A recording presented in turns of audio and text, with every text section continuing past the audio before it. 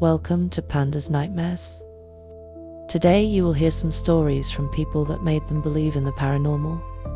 If you do like my content, do like and subscribe as it will help me grow. Thank you in advance, and now let's get started. Story 1. It was around 1997 when I first started working at a gun club in the US. We had a manager, bartender we all called Ma, a lovely yet stern Sicilian, a woman we all considered our second mother. When Ma contracted cancer, she had a double mastectomy and then later contracted bone cancer. It was horrible.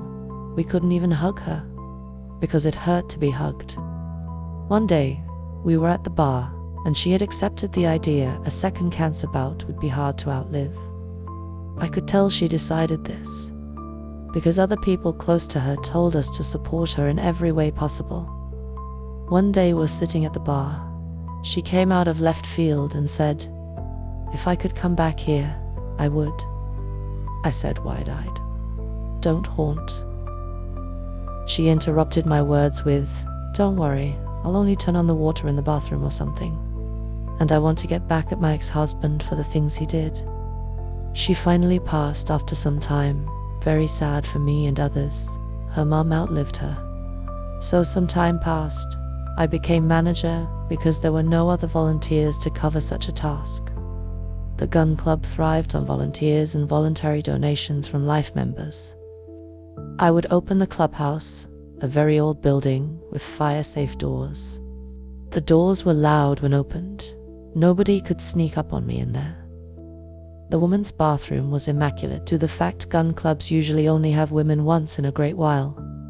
On 3 occasions before we opened for business, the water in the women's bathroom after her passing was on full blast in the sink, water splashing everywhere. I had replaced the seal O-rings recently due to dripping, so it was not a mechanical thing. I finally said, "Okay, stop." To my regret, I didn't realize I couldn't embrace the idea completely way back then. It would be different now. A few more days passed and her mum, who was active as a volunteer there, she brought Ma's ex-husband to the clubhouse one day. Not sure if it was to pay homage or regrets or what. He was walking around the clubhouse, admiring all the pictures framed on the walls, walking with his hands behind his back in some type of stoic attempt to participate. Well, we had vaulted ceilings in the main room of the club. The 10 inches by 10 inches by 3/4 ceiling titles, made of cardboard with holes drilled in them from like 1968, were glued to the ceiling and would periodically fall due to degraded glue. Maybe one tile every 6 months to a year would fall and need to be glued again. Job security. Closing parentheses, ... The ex-husband was wondering about when a tile decided to break loose and hit him directly in the head, not hurting, more so startled him. I was like, mission complete, and everything went quiet after that. Story 2. When I was very young, a great-grandparent passed away. She was very close to us, and she told my mother she would see her soon, not to worry. She passed after that. Some of the last words she said, I was with my mother at the time. There was nobody else in the room, because everyone had gone to get food after the nurses said she was stable and all that. She did seem fine. It was like she just closed her eyes and just immediately went to sleep, and then the machines went off. It was probably 5 or 10 minutes before anyone else came back, but it could have been less because I was a little kid. So nobody, not a soul besides me, heard what she said to my mom. A few months went by, and my mum and I were in the living room, doing some of those little workbook things you could get at the grocery store. We heard the television playing loudly, but the living room TV was off. Our house was a small manufactured home, so my mum sent me to her room to check if the TV was on in there. It wasn't. At this point, we're both going back and forth from her room to the living room. And not only does the volume remain consistent, but absolutely nothing was on, including anything that could make music. It sounded like the news, anyway. My mum realizes she can hear it in the walls much louder, and I'm like 5 at this time. So I am right behind her, sticking my ear on the wall. No sooner we both did it, like 10 seconds later it stopped and we heard a loud, almost crashing sound. When we turned around, the chandelier above the kitchen table was swinging hard, like someone shoved it hard enough to hit the ceiling. We never spoke about it. We didn't, even in that moment. My mum herded me out into the yard and we played outside most of the day. I asked her, in my 30s, did she remember? And she got really white and said she did, and that it was the recently passed great-grandmother's birthday that day. She herself never believed in anything like that before, and for her, it was a one-time incident. So it really stuck out to her that if not everyone, some people apparently could keep a deathbed promise. I've had all kinds of odd happenings since, but I also am allergic to the thought of any of this mess. I don't have interest in ghost shows or movies or ghost hunting, and I live a super boring life. This incident stands out to be as the only one that just ... I mean, what could have caused any of that? Nobody was home. My father couldn't have come home unnoticed either. Just me and my mum and on Grandma's birthday. Story 3. I've become more and more skeptical since becoming an adult, but there will always be stuff I can't explain. The main incident occurred in my childhood home. I woke up and in my closet was left open, and on the top shelf was a severed female head staring at me angrily on its side. I watched it for 10 minutes or so, sure that my mind was playing tricks on me. Not to mention, I'd have to cross right in front of it to exit. I finally worked up the courage and ran past it. The entire time staring at it, it of course stared back at me. I grabbed one of my parents and brought them back. There was nothing there. To this day, I refuse to sleep with a closet open in a room. In college, my roommates and I also had several weird encounters in a dorm room that we will never explain. I'm fully aware of sleep paralysis, how your mind will manifest a person, but not like this. I'd wake up in full chokehold sitting up. I'd be pushed down a few times and hear voices threatening me.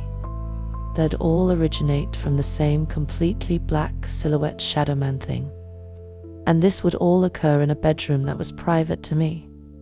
My roommates each had their own locking bedroom, and we only shared a common area. The one I was closest with also had several run-ins. In one experience, he said he walked into the common area and the entire room was blood red, and he felt just an intense pressure in the air. I attribute my first encounter with the Shadow Man to an archaeology class.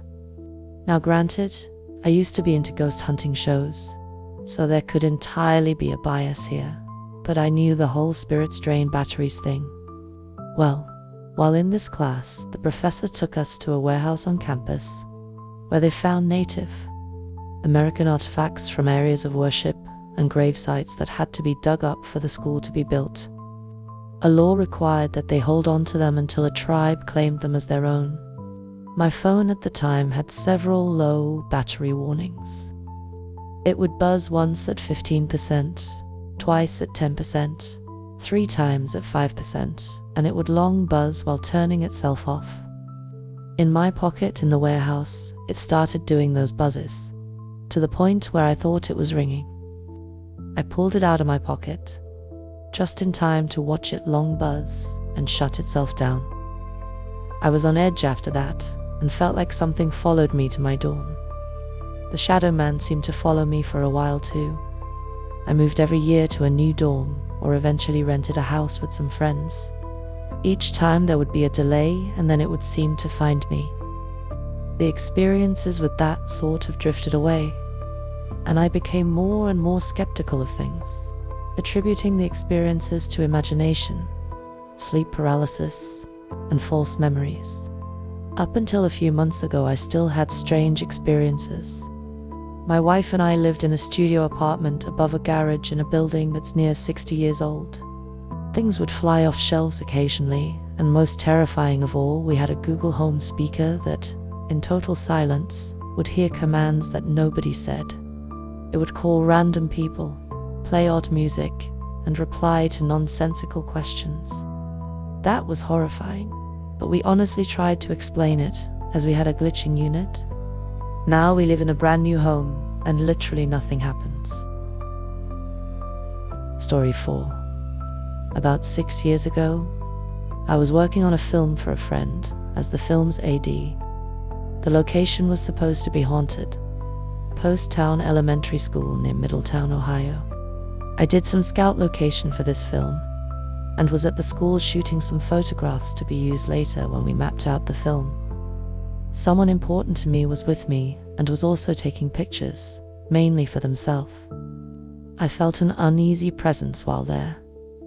Shortly after this, I had a virus attack my heart and landed me in the hospital for an overnight stay and tests to make sure it was not a heart attack. A few weeks later, we started filming, and I was on set at this location each day before anyone else and stayed after everyone else. I had no paranormal experiences while filming, although almost everyone else with the cast and crew gave various accounts of something paranormal happening to them. We finished the film and moved on. However, shortly after this, the person who went with me during the location scouting had a nervous breakdown. Their whole personality changed, and to be honest, they have not been the same since. A couple of months ago, a group of friends wanted to ghost hunt this location. As a photographer, I was glad to go, just so I could shoot some staged spooky shots. Some of my friends were using their EVP again, something I don't recommend. My wife and I were in another part of the building, but when I met up with the group, they immediately asked me who this person was. The EVP first mentioned my name, then the name of this other person. The person they named was the one who had gone on the location scouting with me and had the breakdown. It also mentioned our location in Ohio. For this, I do have the printed EVP as evidence. But I felt then, as I do now, that this was an evil presence, a malevolent Elohim, Hebrew for spirit, a demon that was letting me know that it knew me and what happened. Story 5. My son's father passed away 2 years ago. It was sudden and tragic. It was the biggest heartbreak I've ever felt, and I would just talk to him and beg him to let me know that he's okay, that I'm going to see him again someday. Days later, I'm laying in bed trying to fall asleep.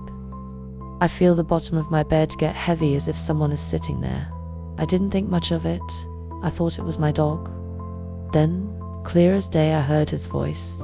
All he said was my name and told me not to move, that if I see him, he'll have to leave, that he's okay, and that there's so much I can't understand, but I will someday, that he wasn't supposed to be here. But he's seen how sad I was. He told me not to be sad anymore. This wasn't the first time we've been separated, but we always find a way back to each other and not to say goodbye because we'll be together again. I missed him so much. I was grieving his loss tremendously. Maybe my brain made this all up to make me feel better. I can't rule that out, but what I can tell you is that it felt so real. It happened so fast and was over before I could even process what was going on. I was left with an overwhelming sense of peace. Whether it was real or not, it felt so real to me. Months later, I'd get calls from his cell phone. When I'd answer, it would be nothing but static. I'd try to call back, only to hear his phone has been disconnected. He was my soulmate, and I miss him every day. But I do believe with my whole heart that he's still around watching over me and our son, and that our goodbye is only temporary. Story 6. My family and I experienced some paranormal activity in the first house we all lived in. My older brother shared a room with my grandpa while he was still alive. There was a radio locked behind a glass cabinet, and my grandpa would turn it onto the local radio station. It was one of the few things he enjoyed in his last moments with us. I recall being in my brother's room playing on our Sega Genesis when I suddenly heard the cabinet open by itself. Even as a child, I knew it was weird because the cabinet door was spring-loaded, and the only way to open it was by pressing the door panel. The radio then turned on, and it started to play static. There weren't any audible sounds or anything. Being a startled kid, I quickly ran out of the room to tell my siblings, and they immediately ran into my brother's room to check it. Sure enough, it was still playing static. My brother and sister checked and saw that the radio station was set, the same one that my grandpa used to listen to. My brother tried to cut off the volume, but it wasn't any use. He finally decided to just unplug the radio to end it. However, the radio was already unplugged. The radio went on for another 20 minutes or so until it finally stopped. At the time, I had no understanding of how any of this could have happened. To this day, I still don't get it, and I'm in my mid-20s. The only thing I could gather was that my grandpa just wanted to see us and say hello. Story 7. When I was a kid, we had a neighbor whose 20-year-old son would help out my single mother with things around the house. Things like mowing the lawn or helping move heavy things. He had bought a motorcycle at one point and unfortunately was in an accident soon after he bought it, which ended his life. He had lost control of the motorcycle and crashed right into a light pole. He was pronounced dead at the scene. A few years later, my mum and her friend went on a trip to a haunted hotel.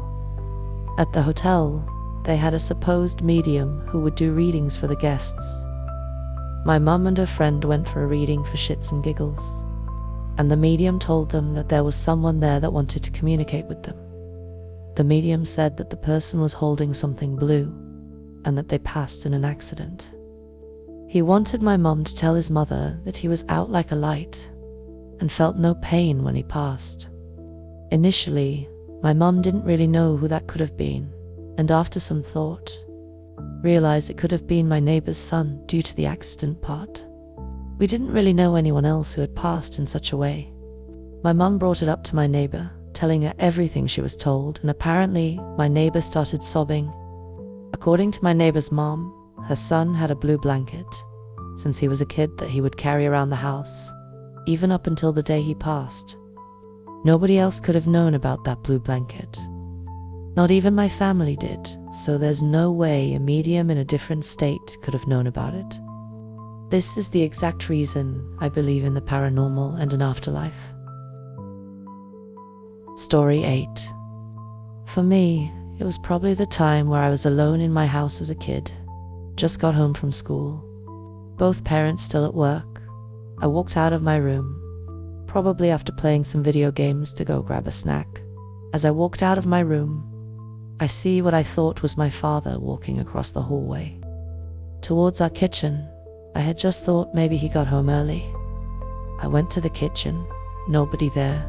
I was confused. Looked around, nobody was home, no cars in the driveway, and the doors were locked.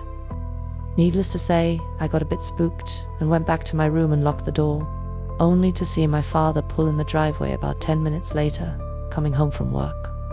My father's been a believer for many of years as well, so when I asked him if it was him, only 10 to 15 minutes earlier, he explained that no, it wasn't him, and then told me about ghosts, spirits.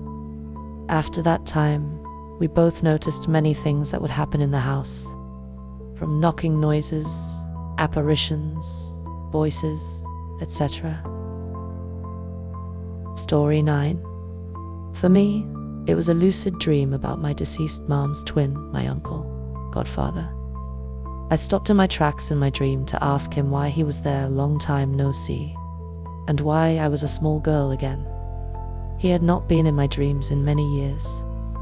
His response was, "I wanted to check in on you before these bad things that are about to happen and make you sad." I didn't understand and thought it was because one of my best friends from university and her dad had just been run over and killed, and I was dealing with fresh grief. About 2 months later, I found my mum, my deceased uncle's twin, in a puddle of blood on our kitchen floor, totally unresponsive. I performed CPR and EMS right ASAP when the hospital staff informed me that they couldn't save her. I just sobbed and apologized over her dying body. I live with the guilt of not heeding her twin brother's visitation dream better. He was warning me. Story 10. We bought a house in the Highlands in a small village. Our neighbors, man and wife, had been the original owners, but had built a bigger house and had moved right across the lane. We got on very well with them. There was nothing weird about the house. Then one day we were told the guy died. Not even really old, just middle-aged. It was sad. The whole village gathered round his wife because he was well liked. A short time after his funeral, the haunting started. We'd hear noises when no one was there. One evening, we were all in the living room watching TV when the living room door opened. It just swung open, no one there. It was a glass door, so we could see through it clearly. I'd had enough. It was starting to scare the kids. I said to the air, "Gordon, honey, you don't live here anymore. You moved across the road. Go in peace." And that was the end of the door opening, the noises, the whole lot. I felt bad in case he went over the road, but at least he wasn't with us anymore. That is all for today. If you have enjoyed this video, do like and subscribe. I post 4 to 5 times a week or more, so if you like listening to stories while you work, I got you. Hope you have an absolutely amazing. You can check my other videos on screen.